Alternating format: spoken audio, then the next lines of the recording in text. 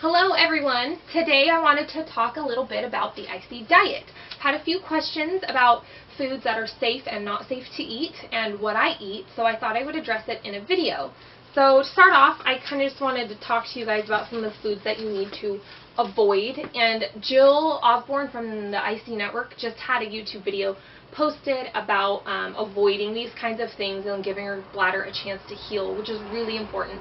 I think sometimes people think since something isn't causing them a bunch of pain or symptoms that they can keep eating or drinking an item, but it's still damaging the bladder and it's not letting it heal. So it's really important to avoid these things at least for a period of time.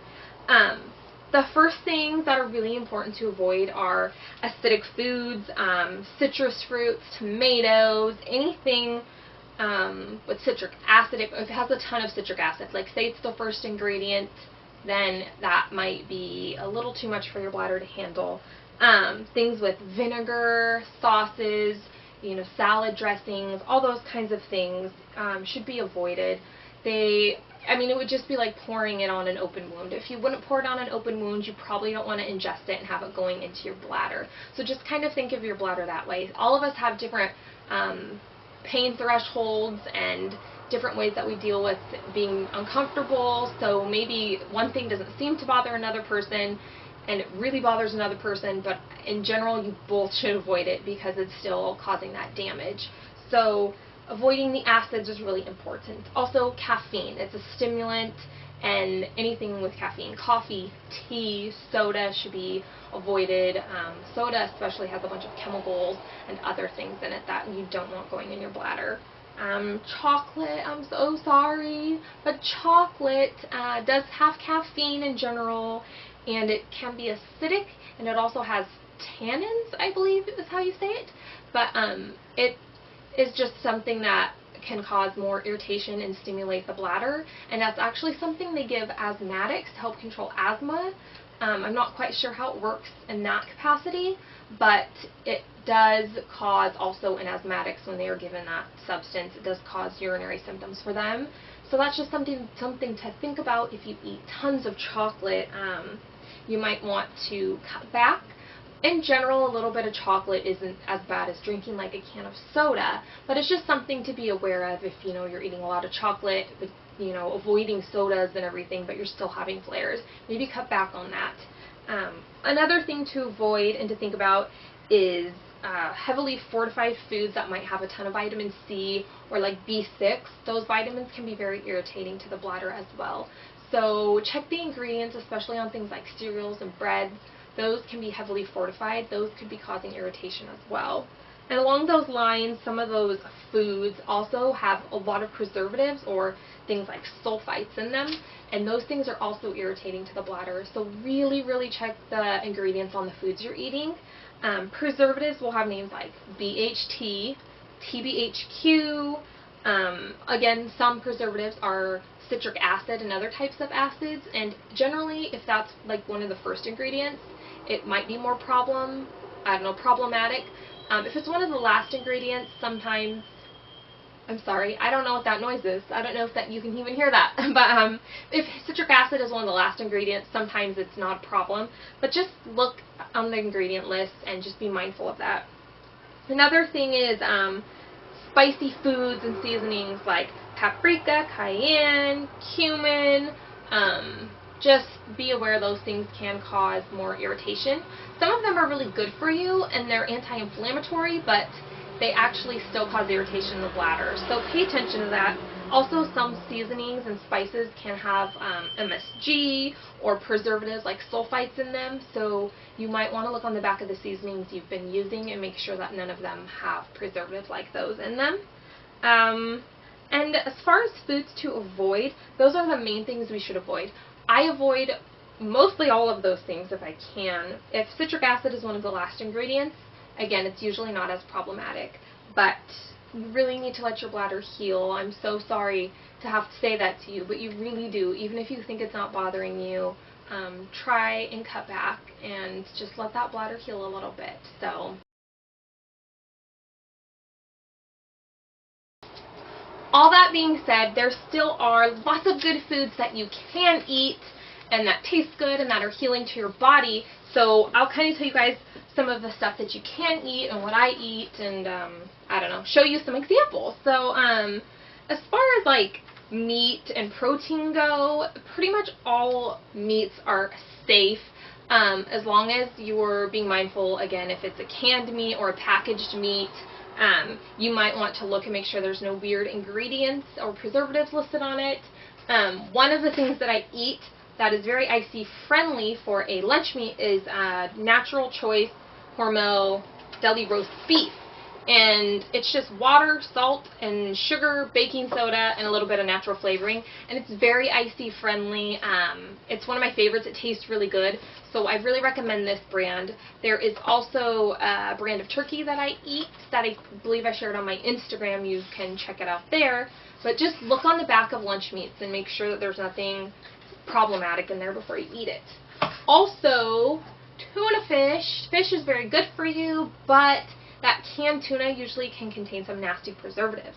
So this Wild Planet Wild Albacore tuna I found at Costco actually, and it's just albacore tuna and sea salt, and it's not very salty at all, and I think they even have one that has no salt in it, but I mean, you get like 6 cans for like 14 bucks. So, I mean, it's a little bit more, but everything at Costco you're usually paying, you know, for bulk items, so you're paying more. But you get, like I said, like 6 cans, and it's really good, and I feel like it's like a more moist tuna than the other kinds. So I recommend it, Wild Planet Albacore tuna, for just sandwiches or salads. There's also a salmon that they have in a can at Costco, which is bone-free, preservative-free, better than those other nasty cans that you can get that I love to make like salmon patties or salmon cakes, whatever you want to call them. So those are like meats you can eat. As far as like dairy products go, you are usually safe with like white cheeses. The more fresh the cheese is good, like mozzarella. I put mozzarella on everything. String cheese, of course, milk. Cottage cheese is safe, but if you will look on the back of the carton on some of them, you'll notice citric acid, I believe, is an ingredient. There is I think it's Kraft Simply cottage cheese that has no citric acid in it, so I recommend that one if you're eating cottage cheese. I'm actually lactose intolerant, so the dairy that I eat is quite different. I eat some dairy-free stuff, and I don't really drink milk. I drink like rice milk, but I still have to pay attention to what's in those things that I eat and drink because there can be preservatives in them. So that's just something to think about. Check your dairy. Dairy seems safe, but there can be little surprises, so pay attention to the dairy. Fruits and vegetables, most vegetables are IC safe, you know, carrots, cucumber, broccoli, corn, peas. They're usually IC safe. Some people have to be careful with like avocados or bell peppers. Bell peppers have oxalates that can irritate some people, and avocados obviously have the potassium, but in general most vegetables you're safe with. Just watch how you season and cook them. And fruits are a little bit trickier because a lot of them are acidic, you know, oranges and coconut, or not coconut, pineapple, and even mangoes. Mangoes are on the try it list, I believe, so you might be able to tolerate a little bit. But in general, pears, the sweeter the apple, the safer, like Gala or Fuji or Pink Lady. Blueberries, usually people can tolerate. Watermelon, although the extra water content will sometimes make you have to pee a little bit more, but it's not very acidic. And bananas. Bananas are kind of a try it one. Some people can tolerate them, some people can't. I can tolerate a little bit. If I overeat a ton of banana, it might cause me some problems, but in general, bananas are safe. Like I said, mangoes I think are on the try it list. Just be careful with those ones that are in the citrus fruit category, okay? Okay, so yeah, avoid the citric fruits, and usually you're okay. Also, if you feel like you cannot avoid them, take some pre-leaf. It will cut the acid, so just remember that. As far as like breads and grains go, most of them are safe as long as you pay attention to the preservatives and if they're heavily fortified. Usually white breads and rice and pasta are safe. Just again, check the ingredients. I know that I think like rye and amaranth are try-it grains. They can bother people a little bit. So pay attention to those. Same with like sourdough. Oops, my phone's going off. Sourdough bread. They're also in the try it category. So if you're out at a restaurant, you know, and you're not sure what the bread is, maybe just don't overdo it, just in case it's like sourdough or something. But breads, white breads, not heavily fortified, go for it. They're actually, I think, even in the soothing categories list on the IC Network diet list, they can be soothing to your bladder. As far as like seasonings go, like I said, avoid like paprika, cayenne, cumin, any seasonings that have preservatives or MSG. In general, the seasonings I cook with all the time and rotate, depending on what I'm cooking, what will taste good on it. I use basil, oregano, thyme, a little bit of garlic, parsley, sage, salt. Some people can tolerate a little bit of pepper. There's rosemary, dill, fennel. Gosh, there's a lot of seasonings you can have. The unfortunate thing is so many bottled seasonings that are like blends do contain usually cumin or something we can't tolerate, or they do have preservatives in them. So in general, just buy your seasonings separate in their own bottles and just make your own little blends. That's what I do. And I find that if I'm so sorry, there's so much noise outside my neighborhood today and I have my window open. Jeez, okay. Anyways, I find that in bulk I can find even like organic seasonings, so I know there's no preservatives in them. I can really get like super cheap seasonings that last a long time. I really recommend going to the bulk section of your grocery store, and especially if they have them in organic, buying them that way, because you can get a ton. And that way, you know, maybe it's not as expensive, because, you know, you buy one bottle that's a blend of seasoning and spend $3, that's fine. But when you're having to buy individual spices that are each $3, and you're buying like 6 of them, and you're spending like $30, $40 on seasonings, it's not really fun. So I just recently discovered the bulk section. Woohoo! So I recommend you do too. I wanted to also kind of talk about some of the drinks that you can have. Oh, I was going to show you guys some of the grains and things that I eat, because cereals are generally really fortified and can contain preservatives. But this brand, Cascadian Farm, is organic, and they don't have any artificial flavors or preservatives.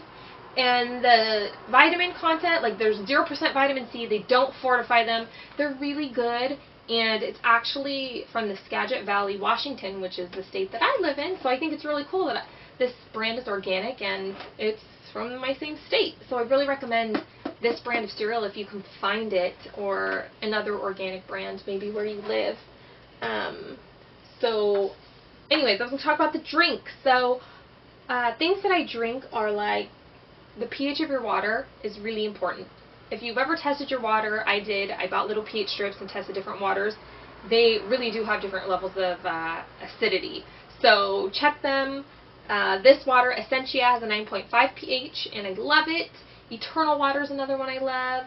Fiji, Evian, those are some other good ones. I prefer this one for taste, but check the pH of your water if you feel like you need to, or just buy this. I know it's super annoying, and I feel bad always buying bottled water, but the systems to purchase to make your own water that's at the right pH are kind of expensive, and I don't know, maybe I'll do it one day, but for now it's worth your health and worth just making sure you're just, you know, since we need to drink a lot of water, that you're just putting the right pH water in your bladder, because water really can irritate you. So avoid tap water especially. Another thing that I like to drink that maybe not everyone can tolerate is coconut water. It does have potassium in it, so some people might not tolerate it as well, but it's so good for you, and I think it tastes good and it's soothing on my belly. So I like to drink it. Just make sure that it's just natural coconut water. There's nothing else added in it, and it shouldn't bother you. There is a chocolate coconut water by Zico that's really good. It has cocoa powder in it, I believe. So I don't drink a ton of it, but I'll drink like half of it, and it won't usually cause me too much trouble, but it's really good. So coconut water is something to try. Also, like snack-wise, I eat a lot of like plain potato chips. These are just kettle cooked. They're my favorite. I just get like sea salt potato chips, or pretzels, or tortilla chips, and they're really good, just quick, easy snacks. Usually I eat like a bag of these in a day. It's really bad. My addiction to potato chips is really bad. Also, I love these Just Fruit Pear bars by their Gorge Delights. Again, another company in my state. And it's just pear puree and pear concentrate. And they're really good for you, and it's not bladder bothersome at all. I think they even sell them on the IC Network website, so I recommend these. It's just nice to also kind of have like a different texture than just that same pear texture. These are kind of like chewy, and there's pear blueberry, I believe, and pear, and some other flavors that maybe you could tolerate. I don't know. Also, I know some people don't tolerate peanut butter all that well, so there is almond butter out there. This is a Justin's Maple Almond Butter, and it's really good. It's really sweet, and you can put it on crackers, bread, whatever, and I got these little cute packages. So if you can't tolerate peanut butter, almond butter sometimes is better tolerated, so you can try it that way. Also, just kind of some tips on eating. I found, like, in the beginning, I would just put mozzarella cheese on like everything for just some extra flavor. As I was even trying to figure out what seasonings I could tolerate, I put mozzarella cheese on anything salty. I put blueberries or, you know, honey or almond butter on most sweet things, just to add some more flavor and, like I said, some texture. Texture is a really big thing with food for me, so I would just kind of do that. Also, if you get sick of drinking water, try infusing your water, maybe with like cucumbers, or cut a blueberry in half and put a few blueberries in there, or even watermelon, and it can give you a little bit of flavor in just your pH balanced water that you should be drinking. Also, vanilla ice cream and vanilla milkshakes. I lived on those before I was lactose intolerant. Maybe that's what did me in. But I was losing a lot of weight in the beginning, and so I started drinking a lot of vanilla milkshakes just to try and keep some more calories on me. So I found those to be really soothing. Again, just check the ingredients. You'll be surprised what can be in ice cream, what kinds of preservatives and things. But I think Breyer's natural vanilla or something like that is really icy friendly. And they also have a lactose-free version. Yeah! So I actually will eat that now. So those are just some tips. Like I said, try things in moderation to see if you can tolerate them, especially if you're using the IC food list and you're trying things from the try it list. Generally, the safe foods are well tolerated by everyone, but if you find that you're still flaring and you're really sticking to the IC safe list, you might try to figure out if maybe one of those things could be bothering you, or check the ingredients on something. It might have a preservative or something in it that you weren't aware of. That happened to me with cottage cheese. I didn't know in the beginning that it could have preservatives like citric acid in it. It wasn't bothering me so much, but I was eating a lot of it and did cut back on it because I didn't want to put more acid into my body. So those are just some things that I eat, some tips. I'm thinking I'll do some grocery hauls and show you some of the other foods that I buy and that I eat, because I know this wasn't all that comprehensive. I just kind of wanted to go over some things you shouldn't eat, what you should eat, some good brands on foods that are hard to find that are IC safe, like meats and tuna and things. But there is a lot of stuff out there. It just takes a little bit more work and a little bit more time to prepare and to find at the grocery store sometimes, but it can be done.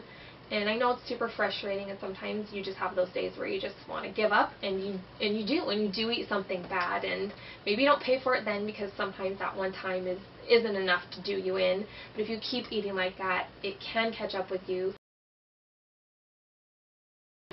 But yeah, if you keep eating like that and you keep eating those acidic foods and those bladder damaging foods, it will catch up with you. So it might just serve you better to just kind of be careful and more mindful about what you're putting in your body, at least temporarily, until your bladder can heal a little bit more. And I would even recommend, just even if your bladder is healed a little bit more, just to still be careful, because for some reason our bodies maybe aren't able to keep up with that bladder lining and keeping our bladders working properly how they're supposed to be. So maybe just be careful. But I hope that you guys found something useful and helpful in this video. Like I said, I'll probably try to do some hauls, some grocery hauls, to just show you more of a comprehensive look of what I eat and what I'm buying, because this by no way was the only things that you can eat. It was just kind of a quick, brief summary of the icy diet that you can find online or in the app that I shared. So that's just the brief look, but I'll try and post some hauls so you guys can see more of what I eat, because I really do try to stick to bladder-safe foods, bladder-friendly foods only, so hopefully even the most sensitive of people can tolerate them. So I hope you guys are all feeling well today and having happy bladder days, and thank you guys so much for watching, and I'm really, really hoping that you guys are finding some useful tips from these videos, and hopefully I'm getting better at them. I know it's like super awkward. I'm always like touching my face and like doing stuff because I'm not really used to being in front of a camera, and so yeah, I'm learning along with you of what I should and shouldn't do on a camera. So if I'm super annoying, I'm sorry. Alright, so I will see you guys next time. Bye!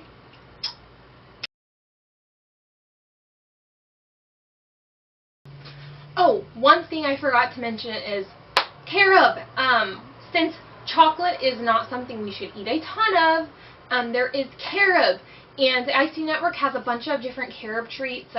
Caramel and Carob and all sorts of different things that are really good, and I bake with Carob all the time. Carob chips, Carob powder. It's actually really good. You can definitely tell it's not chocolate. I think it has more of maybe a nutty or coffee-like flavor to it, but it's really good, and you should definitely try it. It's really inexpensive. I even find it at my local health food store. So give Carob a try, and the more I eat it, the more I love it. So I definitely recommend Carob.